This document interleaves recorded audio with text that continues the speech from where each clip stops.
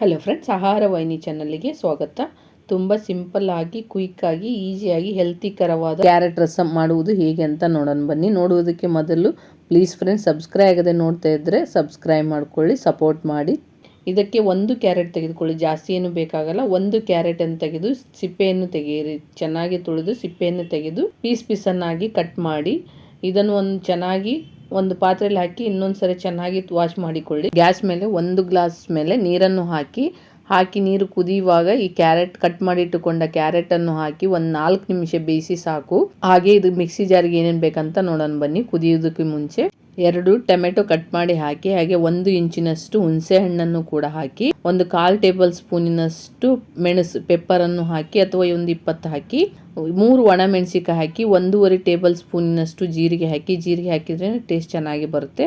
ಒಂದು 10ರಿಂದ 12 ಬೆಳ್ಳುಳ್ಳಿಯನ್ನು ಹಾಕಿ, ಇವಾಗ ಏನು ಮಾಡಬೇಕಂದ್ರೆ ಕುದಿಸಿಟ್ಟಿದ್ದು ಕ್ಯಾರೆಟನ್ನು ಇದಕ್ಕೆ ಹಾಕಬೇಕು. ಆರಿರಬೇಕು, ಬಿಸಿದಿದ್ದಾಗ ಹಾಕಕ್ಕೆ ಹೋಗಬೇಡಿ, ಆರಲು ಬಿಟ್ಟು ಹಾಕಿ. ಮೊದಲಿಗೆ ಕ್ಯಾರೆಟನ್ನು ಅಷ್ಟೇ ಹಾಕಿ ಒಂದು ಸ್ವಲ್ಪ ತರಿಯಾಗಿರಬೇಕು, ಜಾಸ್ತಿ ನುಣ್ಣಗೆ ಕೂಡ ಇರಬಾರ್ದು.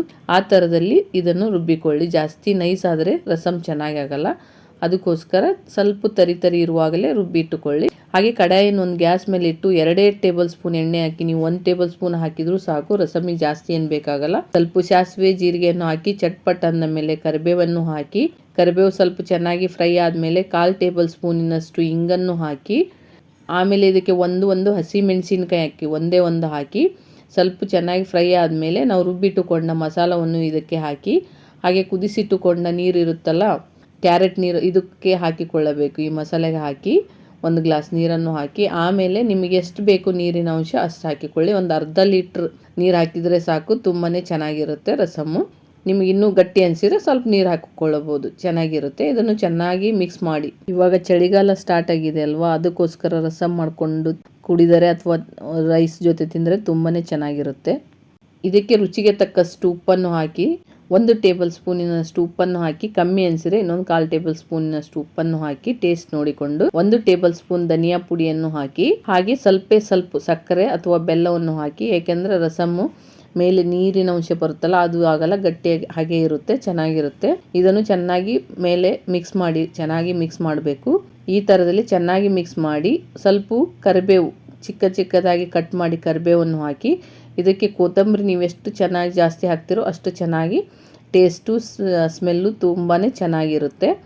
ಇದು ಒಂದು ಕುದಿ ಬರೋವರೆಗೆ ಚೆನ್ನಾಗಿ ಕುದಿಸ್ಬೇಕು. ಇದಕ್ಕೆ ಸ್ವಲ್ಪ ಒಂದು 1/4 ಟೇಬಲ್ ಸ್ಪೂನಿನಷ್ಟು ಅರಿಶಿಣವನ್ನು ಹಾಕಿ ಚೆನ್ನಾಗಿ ಮಿಕ್ಸ್ ಮಾಡಿ ಒಂದು ಕುದಿ ಬರಬೇಕು. ಜಾಸ್ತಿ ಕುದಿಸೋಕೆ ಹೋಗಬೇಡಿ, ರಸಮ್ ಯಾವಾಗಲೂ ಜಾಸ್ತಿ ಕುದಿಸೋಕೆ ಹೋಗಬಾರ್ದು.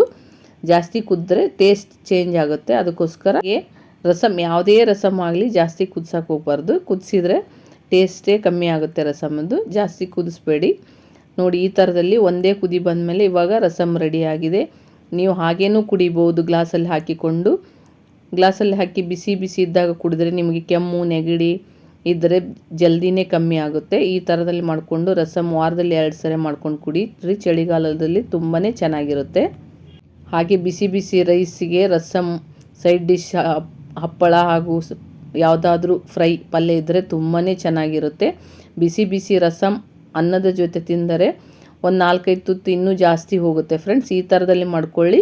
ನಿಮಗೆ ಇಷ್ಟ ಆದರೆ ಲೈಕ್ ಮಾಡಿ, ಕಮೆಂಟ್ ಮಾಡಿ, ಶೇರ್ ಮಾಡಿ, ಬೆಲ್ ಐಕನ್ ಒತ್ತಿದರೆ ನೋಟಿಫಿಕೇಷನ್ ನಿಮಗೆ ಬರುತ್ತೆ. Thank you to all friends.